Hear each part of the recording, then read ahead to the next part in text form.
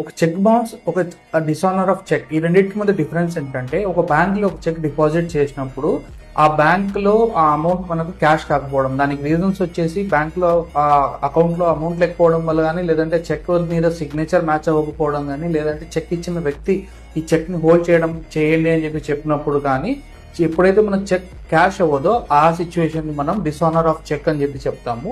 But in specifically ఆ మనకు check లో రీజన్ వచ్చేసి, అమౌంట్ ఇచ్చినప్పుడు రీజన్ వచ్చేసి నాన్ అవైలబిలిటీ ఆఫ్ ఫండ్స్ లేకపోవడం వల్ల చెక్ బౌన్స్ అయినట్లయితే కనుక దాన్ని మనము చెక్ బౌన్స్ అని చెప్తాము. ఇది section 138 of negotiable instrument act 1881 కిందకి వస్తుంది. ఇది ఒక క్రిమినల్ అఫెన్స్ అవుతుంది.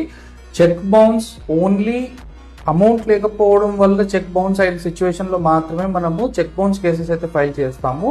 దానికి నెక్స్ట్ ప్రొసీజర్ ఏంటి అనేది నెక్స్ట్ వీడియోలో తెలుసుకుందాం. See you tomorrow.